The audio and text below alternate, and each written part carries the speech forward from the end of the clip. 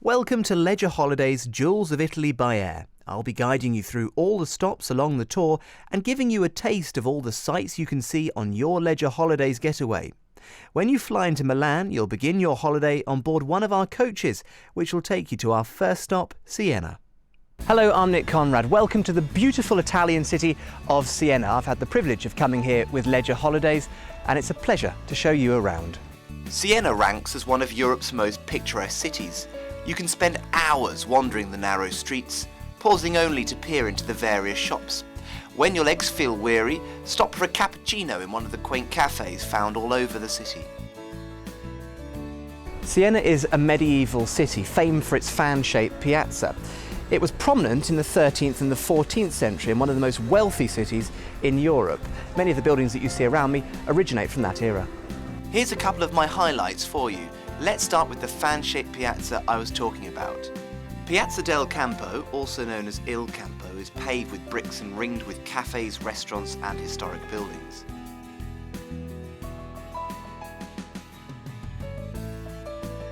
Piazza del Campo was originally the Roman Forum and later was Siena's main marketplace.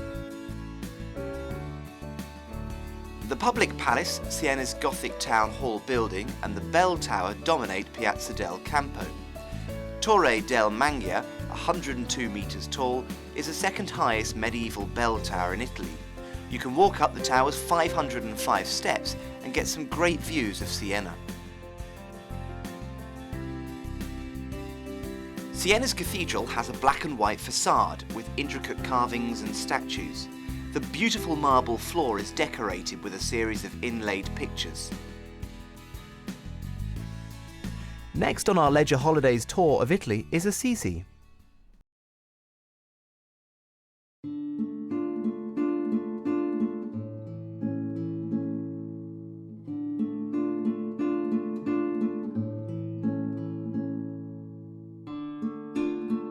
Welcome to Assisi, which is a medieval town. I'm making my way up to a fort, which is at the very top of this hill, and you've got great views of the surrounding countryside and the town itself. Assisi is a town for wandering and exploring. Its narrow and steep lanes are picturesque and conceal plenty of surprises.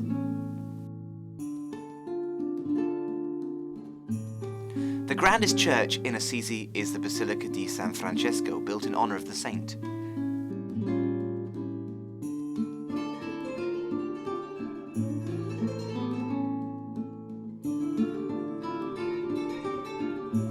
The Via San Francesco is the road named after the saint. It's the town's main street, and many interesting buildings are dotted along the way. Here you can find the museum and the town's art gallery.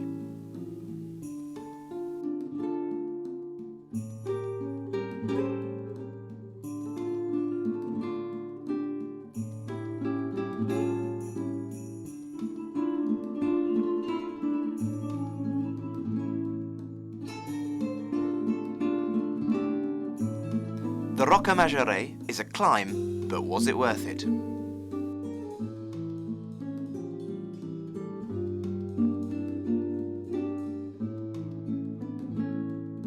I've got to the top. It was well worth it. Just look at the view. What did my fellow Leisure guests make of Assisi?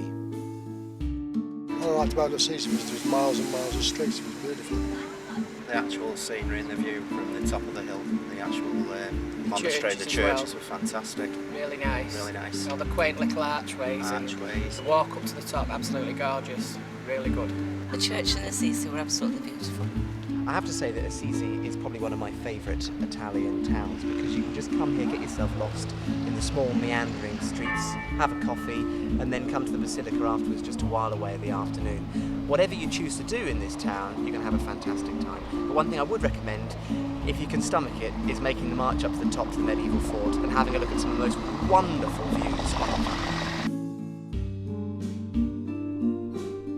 Travelling just south of Assisi is Rome, famous for its Colosseum, the Spanish Steps, St. Peter's Square and the Trevi Fountain.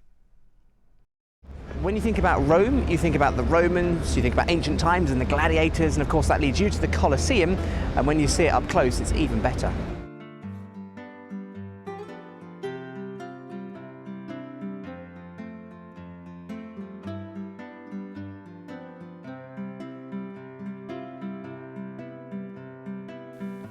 The Colosseum is the largest monument in existence from Imperial Rome. With a seating capacity estimated at 50,000 to 70,000, the Colosseum was used for gladiatorial contests and public spectacles.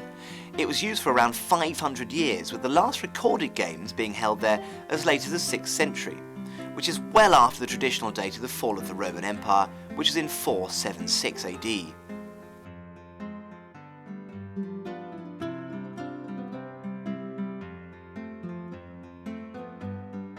One of the things that I absolutely love about Rome is the fact that all the ancient architecture is everywhere. Wherever you travel across the city, you've got constant reminders of what ancient Rome would have looked like the building behind me.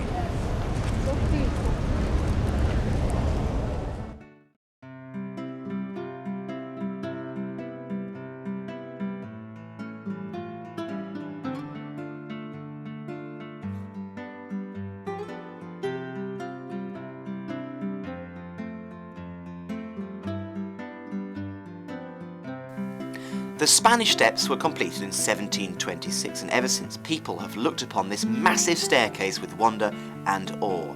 The 3 flights and landings represent the Trinity, and you almost feel as if you could be climbing towards Heaven's Gate as you ascend. Once at the top, you have a breathtaking view of the city with historic buildings surrounding you and a sea of people bustling below. What's rather misleading is they're called the Spanish Steps, but in fact they belong to the French government, and if you look carefully, the fleur-de-lis is seen on some of the walls on the side.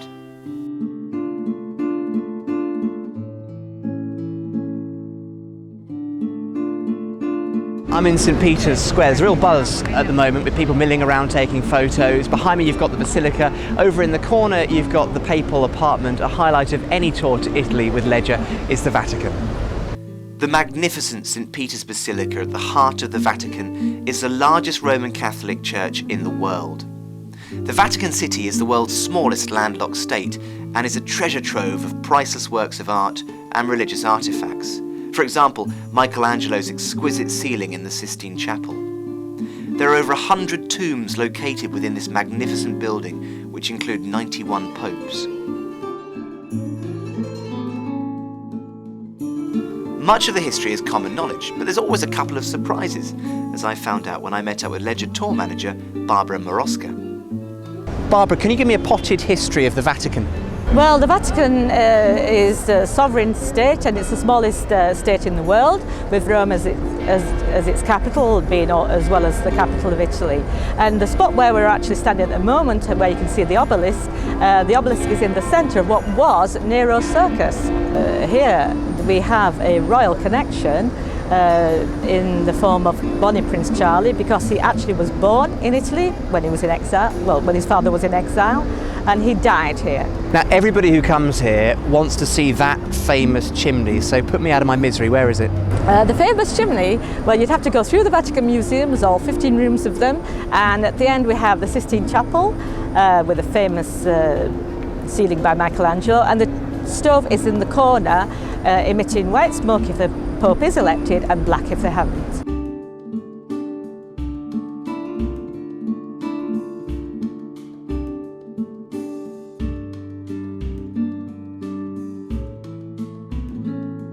Barbara, I didn't know that the Pope had a fortress. Oh, he certainly did. He had the fortress called Castel Sant'Angelo, named after the angel on top, and used by the emperors beforehand. In fact, the other link, Nero's circus, and the emperors here.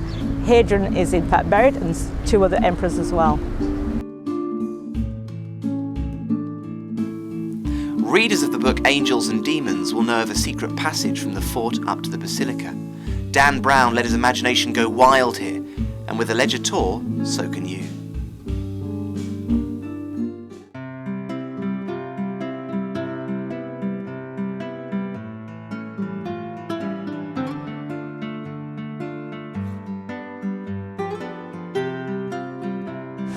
The Trevi Fountain is the largest Baroque fountain in Rome. It was finished in 1762. Now, legend has it that if you throw a coin into the water, then you're ensured a trip back to Rome. I've fought my way down to the front, so here goes.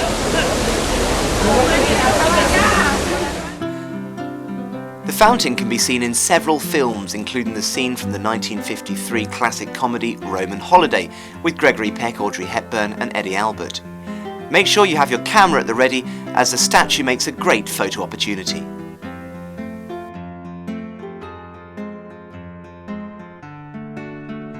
Heading north across Italy, we come to our next stop, Florence.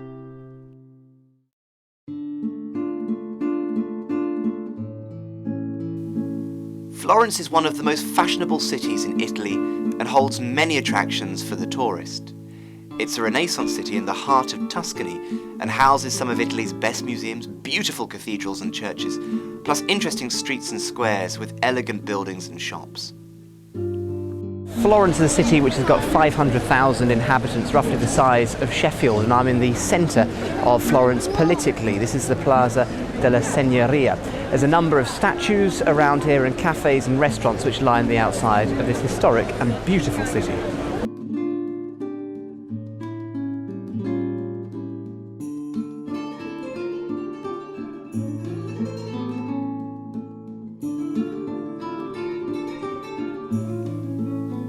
The square is a great place to grab a quick bite and a coffee, with plenty of elegant cafes lining the route. The Loggia della Signoria in the square holds some important statues, including the best replica of Michelangelo's David.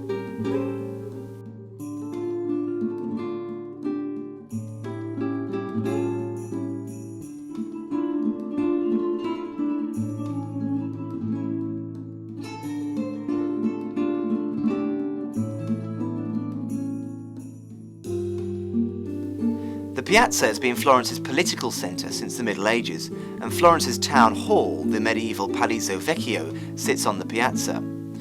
The Palazzo contains elaborately decorated public rooms and private apartments which can be visited. Florence's most popular site is the cathedral.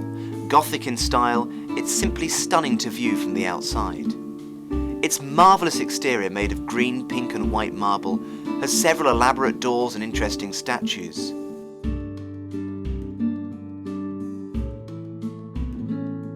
Inside, the dome is a masterpiece of construction, and you can climb the 463 steps right up to the top, giving you wonderful views of the old town. You can also ascend the bell tower. This time it's 414 steps, and will give you the impression that you're flying over the square below. Behind me is the Ponte Vecchio, which is the oldest bridge in Florence. It was built in 1345. In fact, it's the only bridge which survived the Second World War. The small houses that you can see behind me used to be for the nuns who were living as hermits on the bridge.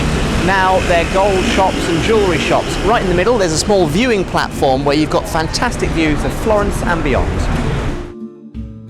Just down from the Ponte Vecchio is the Santa Croce, in the Piazza Santa Croce. It's the largest Franciscan church in Italy and holds the tombs of several important Florentines, including Michelangelo and Dante. The vast interior contains some exceptional stained glass windows and frescoes. Heading now towards the western coast of Italy, where we come to the cities of Pisa and Lucca. Pisa is in Tuscany, on the banks of the River Arno. Although Pisa is known worldwide for its leaning tower, the city contains more than 20 historic churches, several palaces, and various bridges across the River Arno. We're in the centre of Pisa. Now, what I find quite fascinating about this area is all the big landmarks of life are contained in this small square. Just to my right-hand side, you've got the baptistry, which was built in 1152, where people would get baptised. Just in the other corner, you've got this beautiful cathedral, where, of course, you'd end up getting married. And then behind that, there's a separate building, which is a cemetery, where, of course, you'd end up being buried.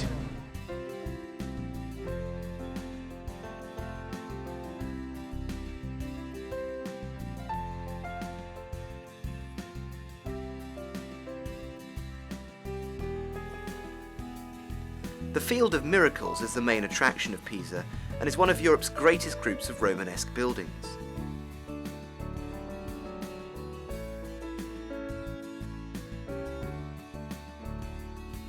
The Leaning Tower is one of Europe's most famous towers, and building started in 1173. When the tower had reached its third story, the work ceased because it had started sinking into the ground, and the tower remained thus for 90 years. The cylindrical tower was completed in the late 14th century. 54 metres tall, it has 8 stories, 6 of them with open galleries, and inside the spiral staircase has 294 steps leading to the top of the tower.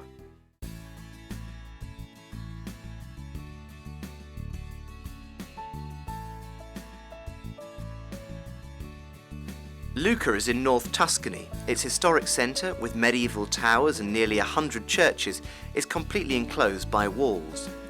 Lucca is a good city for walking, biking and shopping.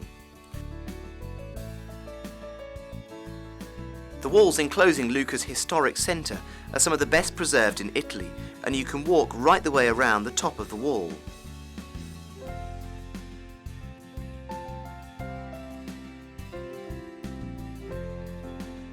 Puccini also had an apartment here, which you can view.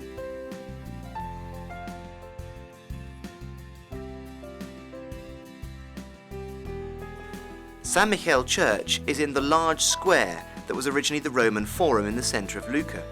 Today it's still a lively square lined with medieval buildings, housing cafes, shops and homes. The beautiful marble church, built from the 11th through to the 14th century, has a large Romanesque facade. Larger in fact than the actual church.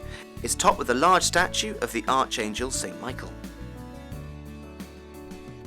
From Lucca, your Leisure Holidays Jewel of Italy by Air tour takes you to the very north of Italy and the city of Verona.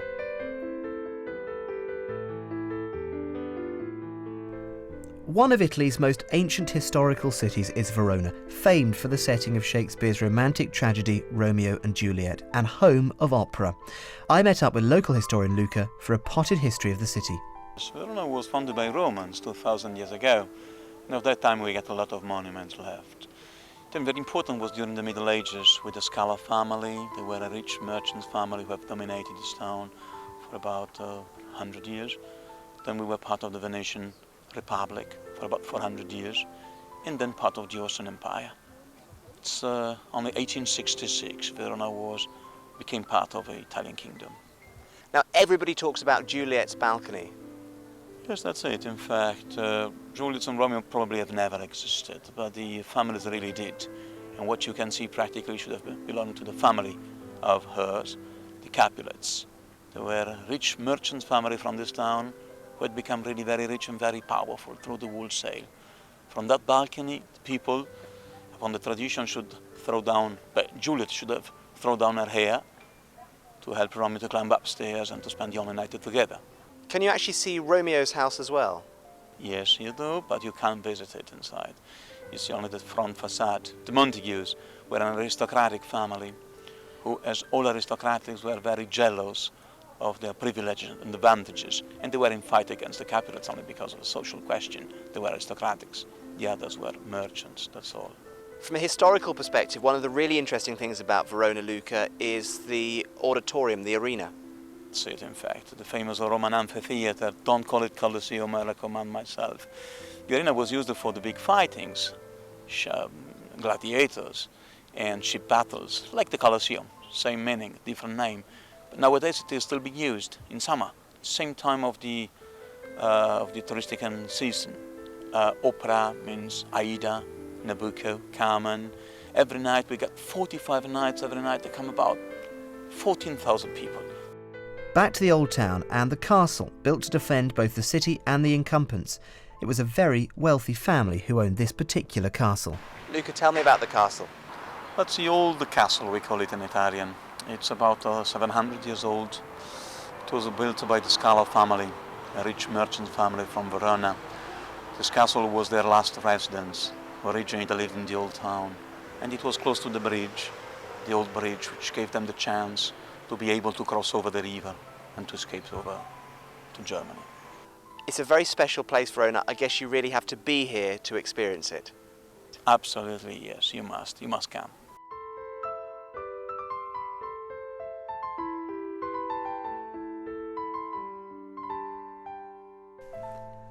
From Verona, it's just a short journey to the beautiful city of Venice.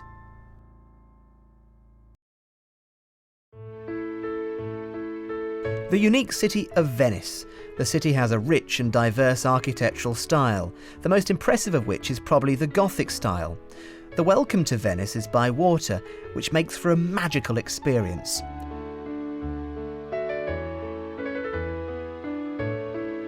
The city is made up of 118 small islands in the marshy lagoons bordering the Adriatic Sea. The magnificent buildings surrounded by bridges and canals are a sign of the city's former wealth. But despite the political influence and great wealth disappearing a long time ago, the city still provides the traveller with a rich experience.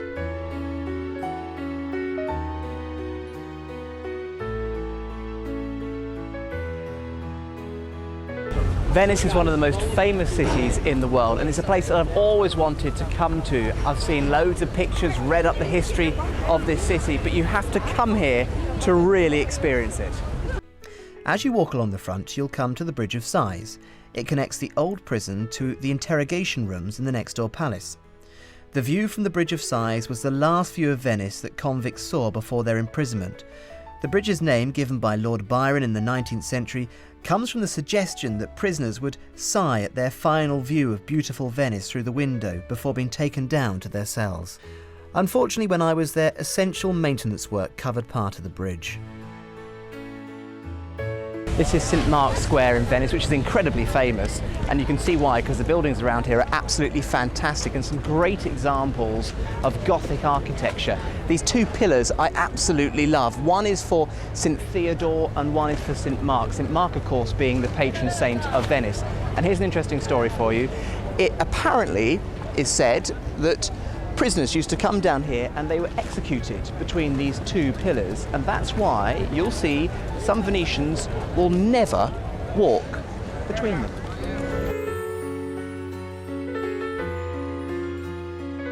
Now, I would suggest that this is probably one of the most instantly recognisable pieces of Venetian architecture behind me. It's Doge's Palace. It was built in 1309 and it was the government headquarters for the whole of Venice. All the high-ups would have been in this building, collecting taxes, making decisions and such like. It's also even got a prison inside it as well. Now, you've probably seen it in the films, but you have to see it in real life and get up close to really appreciate all the intricate details that went into building this fantastic building. The campanile of St Mark's Church towers over the square. It was rebuilt in 1912 after the original collapsed. Beyond that is the clock tower, completed in 1499 above a high archway where the winding streets of Venice really begin.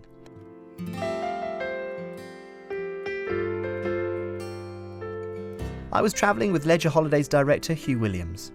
Two of the things you must do when you come to Venice is, number one, climb to the top of the Campanile bell tower. There's stunning views over the city. And number two is to visit the basilica behind me. It's exquisite inside with gold mosaic on the ceiling and lots of other treasures. The queues can sometimes be long, but it's worth the wait, I assure you. Venice is famous for music, and wherever you turn in St Mark's Square, you'll hear the wafts of live music lingering in the breeze. The same hunger for culture which draws so many tourists to this city was an attraction for many famous names who used to inhabit St Mark's Square. A lot of people say to me Venice is very expensive. I'm in the heart of St Mark's Square, which I have to say is probably the dearest place in the whole of Venice. But I'm going to show you a little trick. This is a wee bit of a secret. Not everything in Venice has to be so expensive. Dickens, Byron and Proust used to love going to this cafe over here, but if you want to follow in famous footsteps, a coffee will set you back roughly about €10. Here comes the good bit. Go to the cafe next door, stand by the bar, just €1.50. The first bridge over the Grand Canal was a pontoon bridge built in 1181. The development and importance of the Rialto market on the eastern bank increased traffic on the floating bridge, so it was replaced in 1255 by a wooden bridge. The idea of rebuilding the bridge in stone was first proposed in 1503, but it took until 1591 for the work to get underway. The engineering of the bridge was considered so audacious that the architect predicted future ruin. The bridge has defied its critics to become one of the architectural icons of Venice. Why not finish the day with a boat trip around some of Venice's islands? Or if you want to be really traditional, maybe a relaxing ride on a gondola. I think Venice has got culture, it's got fun, it's got everything that a person could want. Plus it's a beautiful day today, and what more could anybody want? It is a bit expensive, but if you look around you can find the places that, you know, are interesting and, shall we say, full of history. I like Venice because it's such a unique city, and no matter how many times you see it on film or television, you do not get a full impression of the city. You need to be here to see it. I like Venice. We come here quite often. I think it's a city you can't beat for atmosphere and magic. I mean, it's like nowhere else in the world, really. You know, it's a fantastic place, I think. We've been touring with Leisure Holidays for quite a few years now to various different places. And it's good value for money. You get to see a lot of places. You get a bit tired occasionally, you walk too far, but we enjoy it. Well, I like Leisure because I've been with them before. This is my third trip with them, and I've always found the cruise to be most helpful, most informative. They look after you well, and the company as a whole, I think, offer a perfect service. Our final stop on your Leisure Holidays tour is Lake Garda.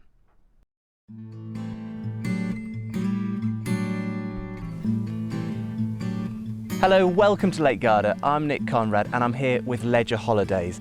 I've come up in a cable car to this vantage point on this mountain. I'm 5,725 feet high and it's given me the most fantastic view across the lake, and I'm sure you'll agree that the climb was worth the view.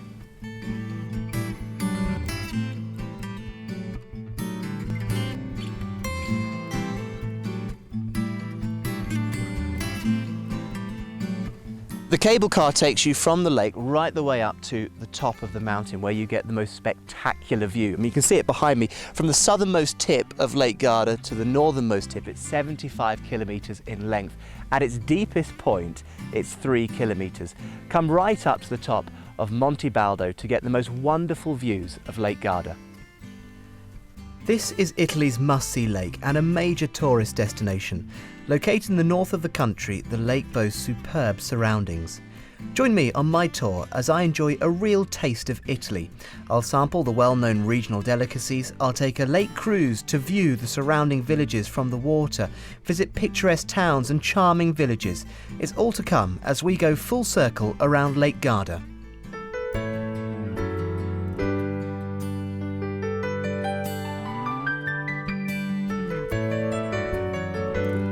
I was here with Leisure Holidays director Hugh Williams, who's a big fan of this part of Italy. Hello, my name's Hugh Williams. I'm here in Lake Garda on my Lake Garda Venice and Verona Director's Choice holiday. It's one of the most popular places for our guests to come every year, and that's because it's very peaceful and it's very relaxing. Just breathe the mountain air, it's superb. The mountains, the lake, the pretty lakeside villages, the local food, the wine, it makes it an absolutely unbeatable destination. After a refreshing cappuccino, back down the mountain we go to the lakeside. Now at the foot of Monte Baldo you've got Malcesine. It's absolutely charming here. You've got small streets that meander around each other, and wherever you go you seem to be able to smell Italian cooking. At the moment I'm getting wafts of cake and bread. Malcesine hugs the lake.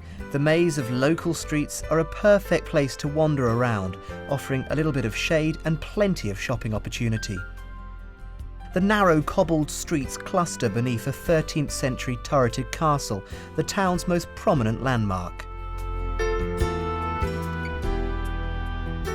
Being a keen historian, I wanted to learn more about the castle, so I asked Antonio, a local guide, to take me around the 13th century fortifications and its even older medieval tower. Antonio, tell me about Malcesine. The Castle of Malcesine is very famous castle because it's building around 1500. And the building is very good preserved because and the location of the castle is very good to see the very nice view of the Lake Garda. Before leaving Malcesine, a quick tip for you. You cannot come to Italy without trying gelato, which I have to say is incredibly tasty and ever so refreshing.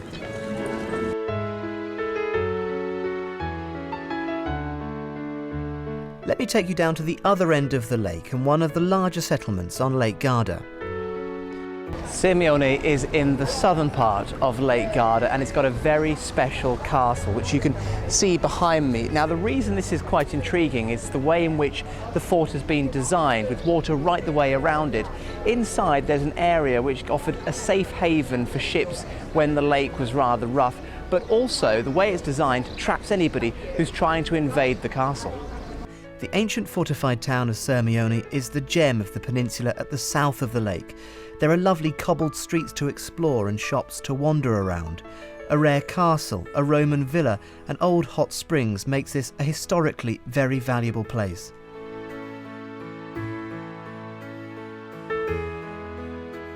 Now, that castle looks fantastic from the land, but there's one really special way of viewing it, and that's jumping on a boat.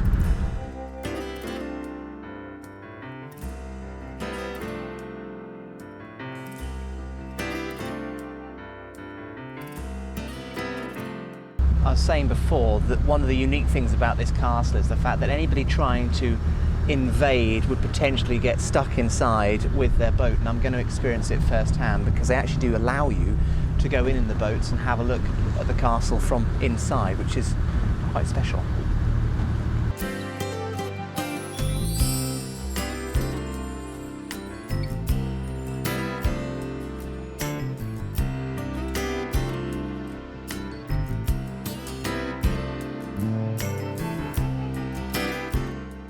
It's quite early in the morning and there's a really refreshing breeze. We've come back out onto the lake to have a look at all the outlying towns and villages of Lake Garda.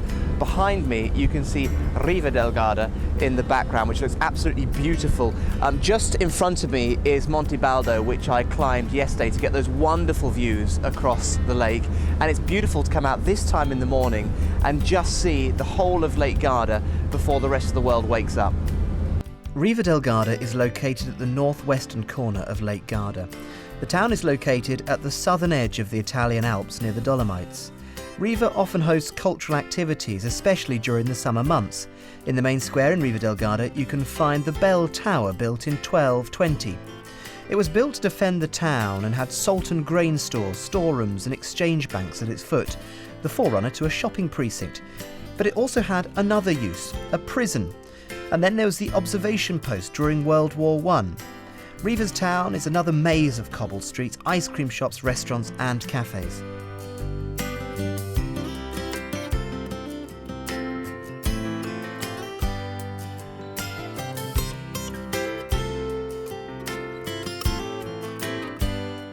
There's nothing more relaxing than sitting by the waterside. I'm right down by the lake in Limone, which is a really delightful, picturesque postcard, if you like, village on Lake Garda. And one of the nicest things about Limone is if you fancy a stroll and then maybe a coffee or a cake, this is the place to do it because it's got a traditional promenade.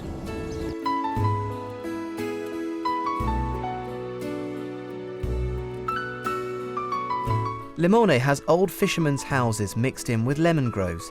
You can sit at the water's edge in cafes or bars, or head into the back streets where the shops are filled with leather handicrafts. Lake Garda is a great location for a relaxing but insightful leisure holidays getaway. Be it history, culture, cuisine, wine or sun, or just beautiful views, Lake Garda has something for everyone. I heartily recommend a break on the lake.